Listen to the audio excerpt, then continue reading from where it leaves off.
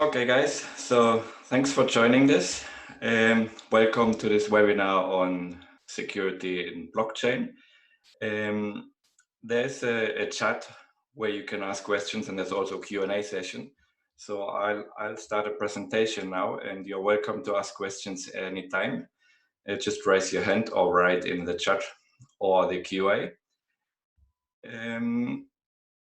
I will be answering as soon as I can. If don't be angry if I don't answer a question immediately, because that just means it doesn't fit the flow of the presentation, but I'll get back to it towards the end. So, okay. So this is the first of a number of webinars I'm planning on blockchain security. Being the first one, the success of this depends a little bit on your feedback, so please let me know if you want more technical content or less technical. We can discuss this towards the end. Anyway, for those of you that don't know me, just before I get into the actual details, a little bit about me. My background is in distributed systems research. I was working for a number of years in academia. And then I moved into industry, into cybersecurity. And now I combine the two at Cryptronics, where we focus on security in blockchain. So I've been writing smart contracts and working on tokenization solutions for a while now. And I also audit quite a lot of smart contracts. Anyway, anything to do with security in the blockchain environment. And on the left here, you can actually see a photo of what I looked like before I had to cut my own hair because of this lockdown we have going on. But anyway, let's get started. So the reasonable question to ask is, are blockchains secure? Because blockchains are essentially what we use to represent value, and usually we don't want things that we own to be stolen, right? So blockchain itself can be considered secure in the sense that blockchain protocols use cutting-edge cryptography, like these ecliptic curves that are included here for dramatic effect, even so I won't be speaking about elliptic curves at all. But anyway, there's sound mathematics behind all this, and it works, and it's currently considered to be unbreakable, right? So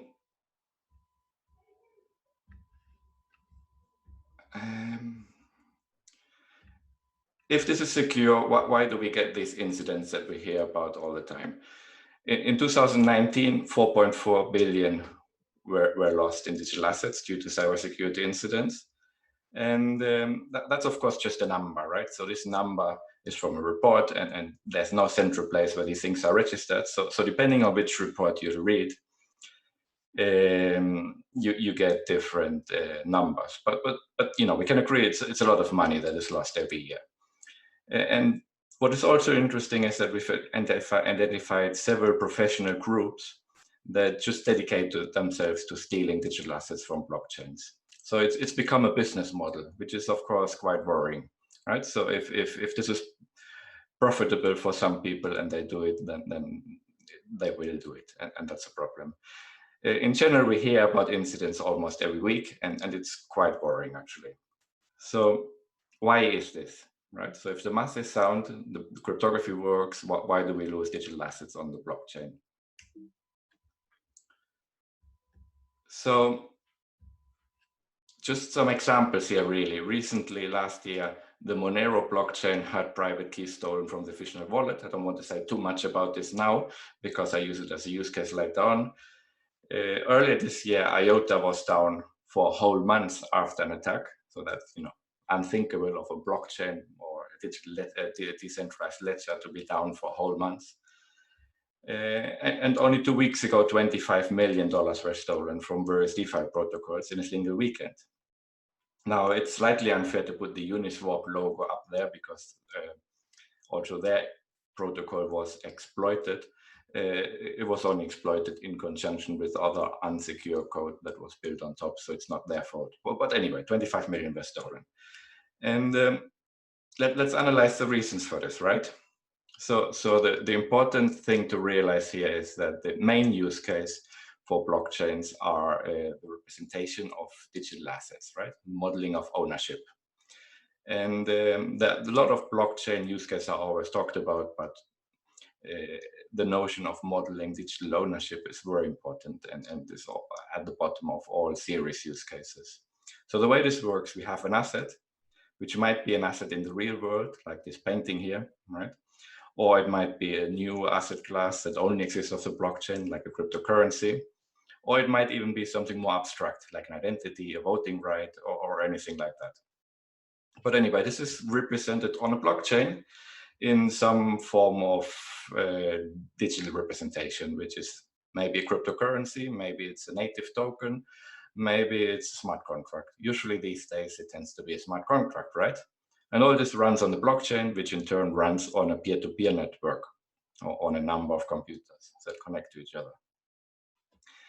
And this is controlled by a cryptographic key, right? So having control of a private key that can unlock a digital asset means ownership. That's how we model ownership on the blockchain.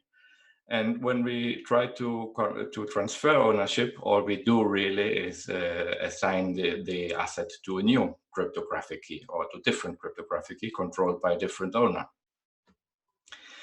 And if we look at this picture, we can identify some attack vectors, right? So we've said the blockchain is secure in terms of cryptography and the protocol. And let's assume that to be true for now. Later, I will explain a few details there. But let's assume the blockchain itself is secure. Then we still have to look at how we represent this asset on the blockchain, right? So that's the smart contract in most cases. We have to look at how this cryptographic key is managed. That's usually done by a piece of software, key management, very difficult task. And we have to look at the infrastructure that runs the blockchain, right? The software used to connect to the blockchain or that blockchain nodes are run on is equally important. And there's networks, operating systems, there are a lot of elements involved. So all these are attack vectors. And there's one more, which is very important, which is the actual human operator, right? So whoever controls the cryptographic key is also a security risk. So these are things we have to look at. And this maps very nicely to my own classification of security concerns in blockchain applications. So we have smart contracts, right? So smart contracts, I don't want to talk about too much on this slide because I've got a whole section on them, but they're a big security issue. Then we have off-chain code.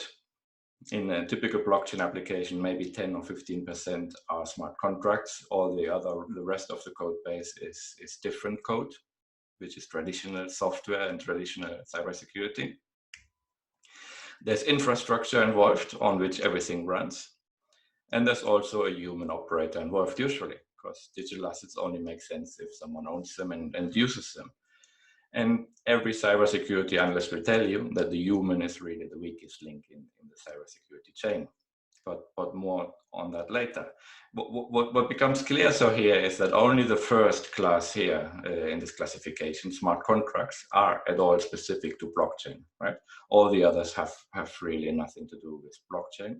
They could equally apply to any other software system. So let's look at these in turns, starting with smart contracts. So smart contracts have three important properties. They're publicly accessible. They usually hold value. At least the interesting smart contracts are important, hold value, right? I can write a smart contract to store the name of my wife on the blockchain forever, but nobody would be interested in such a smart contract. Maybe not even her. Probably not even her. But anyway, there's usually some digital value involved, and the last property is that they're immutable, right? And all these properties are important for them to work as smart contracts. So I'm assuming in all this discussion here that the participants of this webinar know sufficiently about smart contracts and blockchain at the conceptual level to understand this, right? This is important, right? But basically a smart contract is a program that runs on the blockchain, and it obviously has to be transparently visible, and it has to be immutable. But that being immutable also means it cannot be fixed if there's a bug in a smart contract that has already been deployed. And these properties in combination really convert smart contracts into ideal targets for cybersecurity attacks. And just so right at Cryptonics, we do a lot of smart contract audits. And this slide here are the statistics for 2018. The numbers for 2019 will look very similar, but I've not compiled them this way. But during that year, we audited 22 large projects. There were important projects, complicated, several smart contracts involved in most of them. Of course, some were just simple tokens, but most were things like investment funds, even insurance platform we audited. So quite complex smart contract systems. And we classify the issues we find in critical, major, and minor. So critical is something that is definitely exploitable and someone will lose money. Major issues are big mistakes that are very likely to be exploitable, but we probably not manage to demonstrate this ourselves. Sometimes we actually do demonstrate and implement small proof of concepts of such attacks. And minor issues such as small mistakes that don't follow best practice guidelines. But the interesting fact is that of these 22 projects, not a single project was completely flawless. And this means that, I mean, it's two things really. It means that we're quite good at finding these issues, but it mainly means that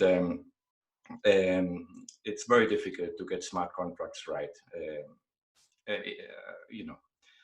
as a team of developers. And these projects, they were well-funded projects with good resources, good developers, so that they are not beginner mistakes, most of these issues. But even so, very difficult to get a smart contract right, and we detected a number of issues in all of them. So let's look at a case study here, right? So don't get frightened by a piece of code on this slide. Let's look at reentrancy, right? The code is not important here, it's just an example, right? What I want to show with these 4 lines of code is that it's a very small mistake that can have big impact. And reentrancy is something that I've used. Well, I chose reentrancy as an example because it's something we've been having issues with for 4 years now.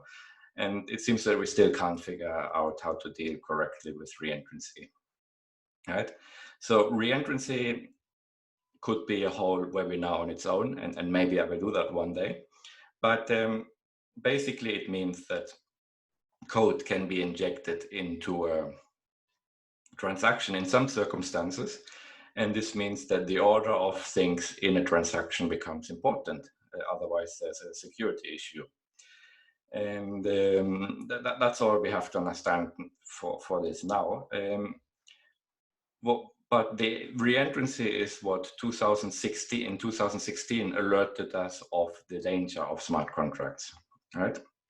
And there was the incident which is usually called the DAO attack. And again, that could be a whole seminar on its own. I encourage everyone that doesn't know what the DAO attack was to read up on the DAO, but it was a very big project that combined a lot of money in a single smart contract. And in 2016, that smart contract was hacked on the Ethereum blockchain, causing a lot of interesting issues. But the interesting fact I want to look at here are the guidelines that came out of this, right? So after this, people drew up some guidelines on how to write smart contracts correctly to avoid reentrancy. And these guidelines were that we should avoid certain functions. We should avoid this function called call value and use transfer and send instead. Again, it doesn't matter what this means. It just means that we were told not to use something. Then in 2019, well, in the 3 years in between, there were a lot of issues with reentrancy, but mainly because people didn't stick to the guidelines, right? There were a lot of attacks, smaller attacks, not in the scale of the DAO. But you could say you didn't follow best practice, so it's your problem. But in 2019, the Ethereum network updated itself, or the developers updated it, the network protocol. And a change that was meant to be introduced meant that smart contracts that were safe from reentrancy using these guidelines would not be safe anymore. So fortunately, someone noticed just in time, and the update was postponed for a few days, and the error was fixed. But it meant that we changed the guidelines, right? So now we have to do something else. And then in January of this year, we had the Istanbul update again on the Ethereum network. And that one had a similar effect. It actually went ahead, but it meant that certain smart contracts that were already deployed stopped working, right? Now, if you have a smart contract that you trust on the blockchain and it stops working, that's obviously a problem just because of this immutability. And it meant we changed the guidelines again, and suddenly we are supposed to use call value instead of transfer and send, just because the underlying protocol has changed. So it seems we are still, we've been 4 years trying to figure out how to best avoid reentrancy, but only 2 weeks ago, there was a big attack on these DeFi protocols I mentioned before, where $25 million disappeared in a weekend, and was again due to a reentrancy attack on a token standard, which has already been accepted as a standard. Now, the standard is not at fault, but if used in a certain way, it can cause a reentrancy, and that is what happened. And no idea yet what that will mean for the guidelines for the years to come. But it's obviously worrying, and it shows an interesting issue that there's a dilemma in terms of protocols to do with immutability and security, right? So if smart contracts are immutable and we change the underlying rules in a protocol update, then we introduce a security issue sometimes. So just an interesting use case. Well, sorry, interesting case study. So to avoid most of these issues with smart contracts, the simplest solution, well, there are a number of tools people can use, but really what can be done is to get a smart contract audit, right? So we as Cryptonics, we do this, and we audit smart contracts on a regular basis, and it's not cheap. Smart contract audits in general are not cheap because they're very time consuming, and they take time and a lot of expertise. But compared to the marketing budget of a lot of these blockchain application projects, it's actually very low, right? And a good audit report audit certificate can be used for very effective marketing. And we actually always include this in our audits, right? Pushing reports out on social media, blog posts, that sort of thing. So yeah, it's amazing to see these very good developers failing to fix bugs just because they are the authors of the code, and you need to get external fresh eyes onto this, right? So moving on to off-chain code, right? So off-chain code is what really makes up most of the software that implements a blockchain application. And these are things like databases, websites, key management, APIs, right? So all this is traditional software, and it has traditional cybersecurity vulnerabilities. Common incidents here are unsecure authentication, right? Using cryptography the wrong way. Cryptography can be very as secure as it has to be, but if you don't use it properly, use the wrong key size, or things like replay attacks in signature protocols, that makes it insecure, right? So common one is also key storage exposure, right? Even making keys public on GitHub is a common mistake, right? A project pushing out the private keys in the open source publications. In general, software vulnerabilities, and of course, there are always backdoors, right? So that employee that is very tempted by seeing all these millions moving around in his application can easily have a backdoor to get at these funds. A case study here again. I've chosen the Monero wallet hack from last year as an example on purpose, because Monero is a blockchain that prides itself on the very clever and advanced cryptography that it uses. There's ring signatures, which give some degree of anonymity, and it's very advanced, very good cryptography. But even so, last year there was a huge incident. And the incident was really that in November 2019, the website of the project was hacked, right? So you've got this blockchain, extremely secure, and you've got wallets, and you've got software connecting to it. But what nobody thought about was the security of the actual website. And what happened was that someone hacked the website and managed to replace the official wallet download, which is open source, right? But with a modified version. And users were served the malicious version for only a few hours. But what that version did was it sent seeds for private keys that were used for generating the private keys to a remote address on the internet somewhere. And of course, these funds disappeared quickly. Now, that was an extremely lucky case because it was detected immediately. One advanced user realized that the hash of the download was different to the GitHub hash and alerted the developers. Now, that's extremely lucky, right? Because who does that? Nobody downloads an application and then goes to GitHub to compare the hash values, right? So that was really a scenario that could have been much worse if it hadn't been for a very special type of user. So moving on to infrastructure, right? We have node software involved. It has happened several times that the implementation of an Ethereum client had a vulnerability, or Bitcoin had issues like this. Bitcoin is not very often remembered, and it's even, I don't like talking about this, but Bitcoin even had to undo transaction history once because of a mistake, a vulnerability that was exploited in the official node implementation. Then there are things like network security, right? So if I run a node on Ethereum or to connect to Ethereum, I can have this in my network, and that might be configured wrongly. Low-level APIs, there are permissions issues. So what usually happens, as I said, vulnerabilities in the node software. The actual operating system that we run on can have vulnerabilities. Network security. Denial of service attacks are quite common. A version of this is the so-called eclipse attack, which means you eclipse a set of nodes in the blockchain so that they continue working on an outdated version of the blockchain and get disconnected from the rest of the network. So that can lead to double spending.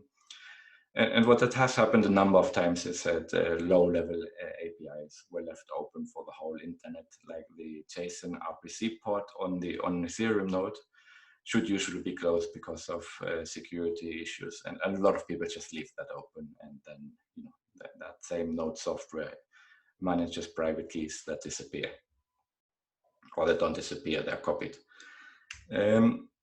So again, the solution to this is to get your off-chain components audited. So most blockchain projects now realize that they have to audit their smart contracts, but they don't necessarily realize that the rest of the software is equally important. And we do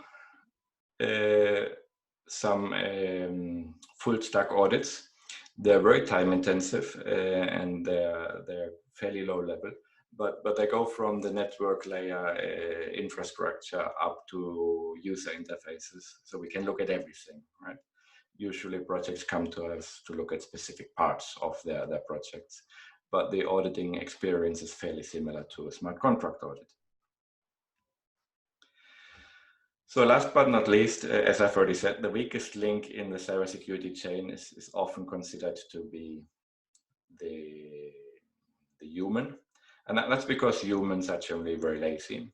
They look for shortcuts and they behave in a way that seems irrational to us.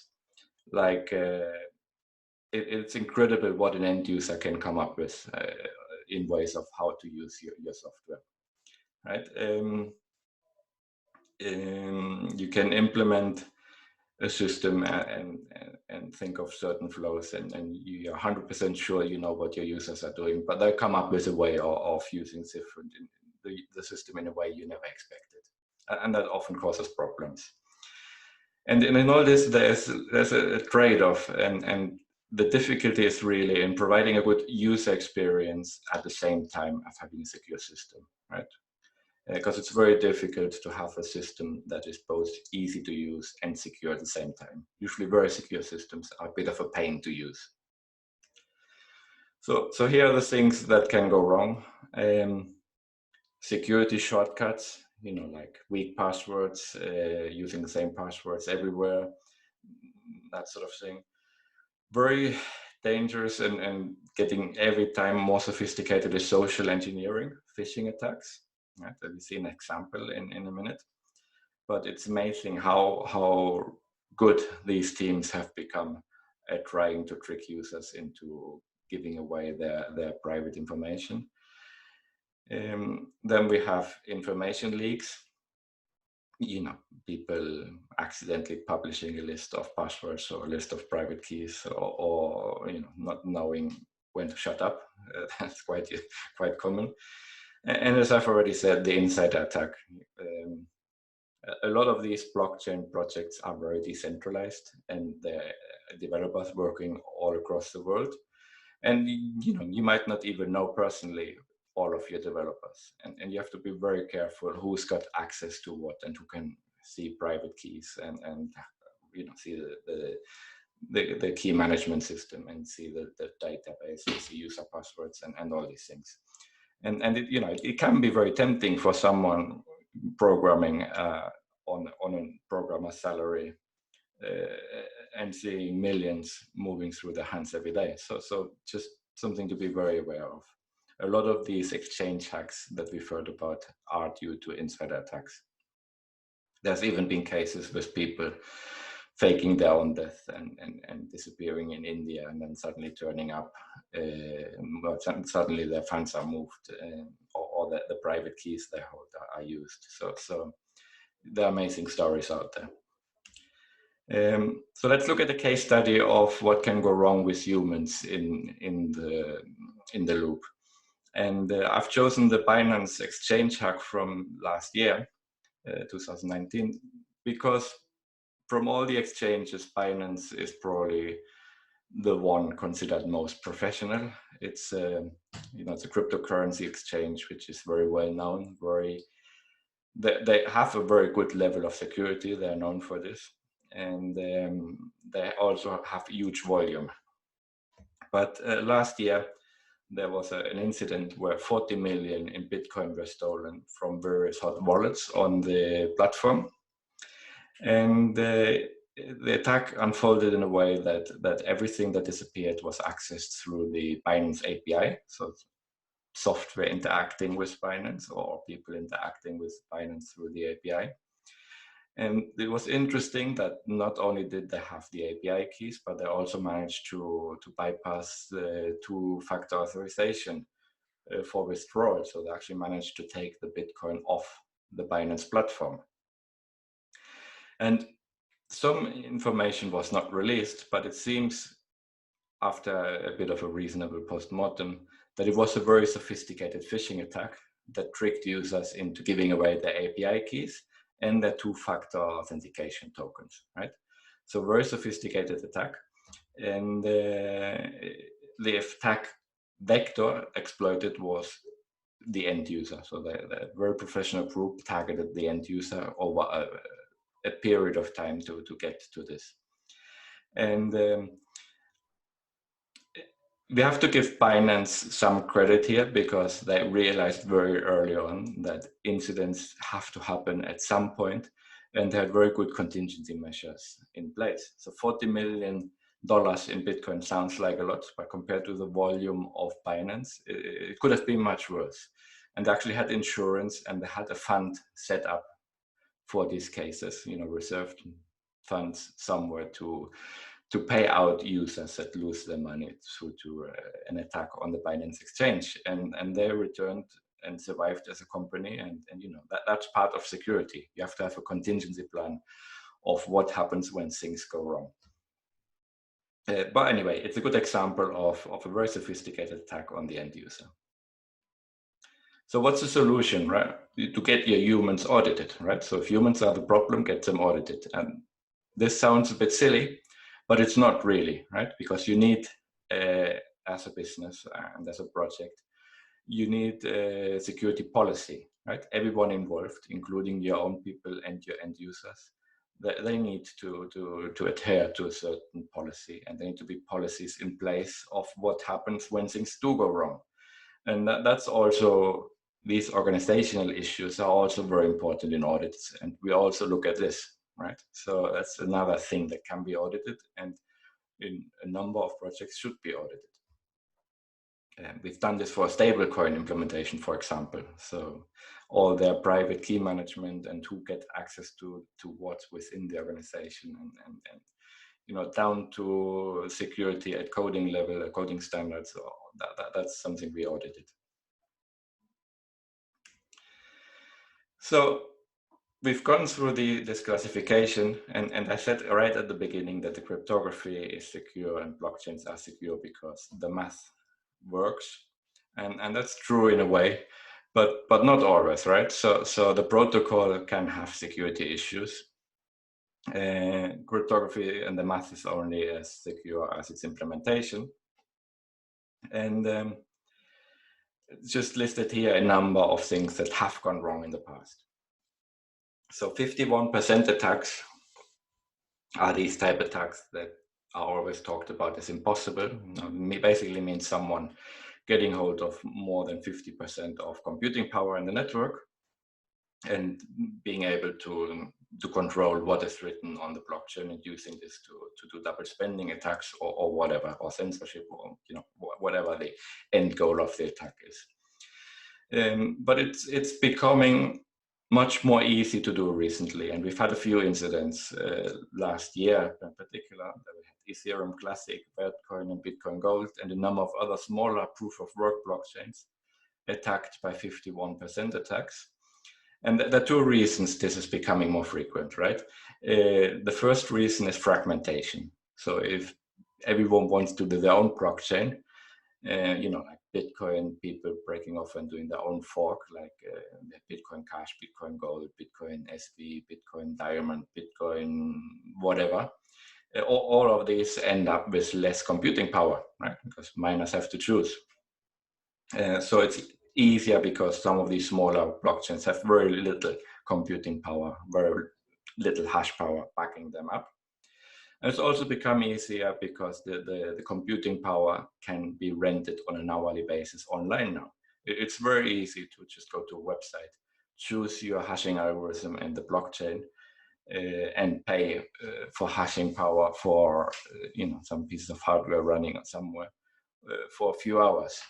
And so it actually makes a lot of sense for some people because it's become profitable to do 51% attacks. You actually can earn more than you spend. Then we have cases like the Verge attack, which I don't want to go into detail. It's very interesting, but basically Verge was a blockchain that was trying to be too clever, right? So it was a very complex algorithm. In fact, there were 3 different proof-of-work algorithms and a lot of parameters. And someone managed to manipulate these parameters to exploit the system. So complexity is very often also an enemy in these things. And then there's the Lisk blockchain, which still has a problem with unclaimed addresses. Again, I don't want to explain this in detail. Be another blockchain, another webinar, which we might do at some point, looking at some of these attacks in more detail. But basically what happened there is that the implementers were very good engineers, probably with some sort of distributed systems background, but they didn't have a clue about cryptography, right? So if you deal with cryptography, get a cryptographer involved. And they basically misused basic cryptography, and it's still a problem on their blockchain. So just before we end here, I just want to talk a little bit about security trade-offs that are involved. So I've mentioned this about usability versus security, right? It's something that is very important when you design a system. It should be usable, but it should also be secure, and that's often incompatible. An example, key management, right? If I just want to sign transactions, it's much easier to have a browser plugin that just pops up whenever I try to make a transaction, and I click on this and I confirm, right? But it's also not very secure to store my keys in the browser and have pop-ups, in JavaScript that can be intercepted and injected, and all things can happen there. On the other hand, we have things like hardware wallets that store private keys, which are already a pain to set up, really, because you have to enter like 12 or 15 seed words. You have to write them down on a piece of paper. Then you have to go through several clicks of different buttons and things to set up a PIN. And whenever you want to use it, you have to probably take it out of a drawer, plug it into a USB port, enter a PIN. Then you have to start a software connected to your application, and they're really a pain to use, right? But they make sense for security sensitive applications. So the trade-off here is really to choose the right tool for the right job, right? If I want to play a crypto game, and I only manage a few cents of value then a browser plugin is probably the best thing to use. But if I'm talking about storing my savings, you probably want to get a hardware wallet and the second hardware wallet as a backup and a piece of paper as a backup and someone else in a different building as a backup, right? So then, security is more important than usability. Another trade-off is to do with scalability, right? So we always hear that Bitcoin as a blockchain scales very badly. The reason for this is what is often called the blockchain trilemma, right? And that basically states that it's very difficult, if not impossible, to have these three properties at the same time in a system: scalability, security, and decentralization, right? Bitcoin is extremely secure as a protocol, and it's extremely decentralized. So censorship resistance and security were one of the design principles. This means it scales badly, right? Other blockchains take another approach, like EOS. EOS is extremely scalable, but it's not as secure as Bitcoin, and it's certainly much more centralized. Now, this is often criticized, but I think that's okay, right? We just have to know what tool to use for what use case. EOS, something like EOS, that is very more centralized but extremely scalable, might be fine for blockchain games or for certain things that need this high throughput, and you don't really care about censorship resistance that much. But on the other hand, something we want to be a global currency, should be extremely censorship resistant and secure. So we have to use the right tool for the application, and that's something, the platform you build on is important to, important choice you make very early on when you design a blockchain project. And yeah, that's it really. I've run through all these security issues at the high level. In future webinars, I want to dive deeper into things like smart contract security, maybe even at code level. So please let me know for those of you that have an interest, so that I can, gauge the appetite for something like this. Before we end, I just want to quickly talk about what we actually do as a company. So I've mentioned smart contract audits and full stack audits. We also do consulting. So we build systems and we build architectures. We do feasibility studies and help projects design their systems. And to do that, we obviously always focus on security. And we also develop blockchain solutions ourselves. development services. Of course, always focused on security. So I've been keeping an eye on the Q&A box and the chat here, and I've not seen any questions, but maybe now before we end, I'll ask again if anyone has any questions on this. We've got a bit of time. You can raise your hand and I can let you speak, or you can type the questions into the Q&A and I will answer them. I will wait for a few more minutes just to see if anyone has a question. If not, we'll end slightly early.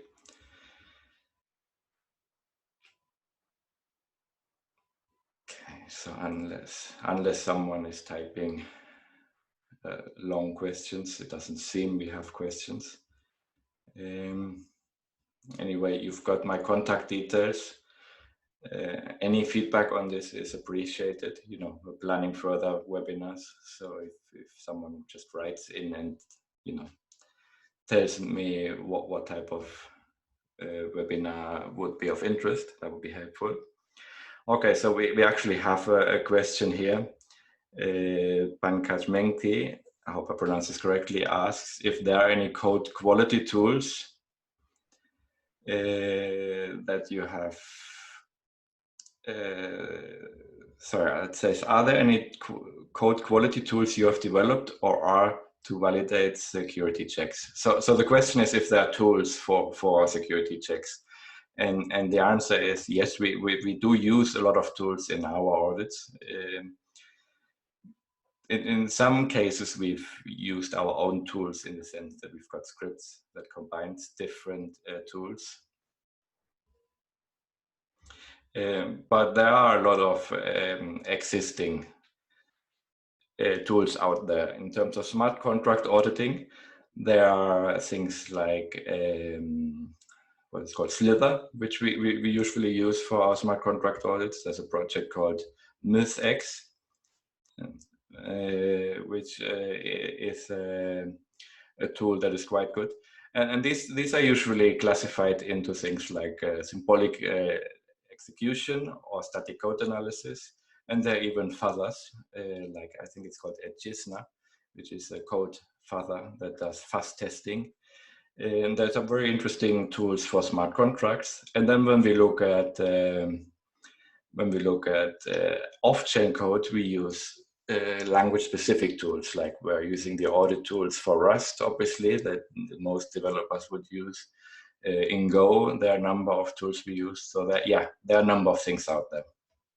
I hope this answers the question. I've seen there was something else.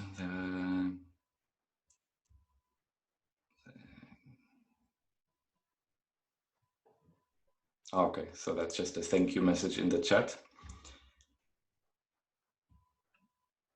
So if Mohammed says a session on smart contract auditing would be interesting, that's definitely a good idea. There's actually a blog post on my blog on our process that it explains a little bit how we audit, but a webinar on this is also of interest. And in that, I could actually present and make a live demo of some of these tools. Okay. I don't see any further questions. In that case, thank you all for joining. And again, a call for feedback and requests on what would be of interest for further webinars. Thank you all and goodbye, I guess.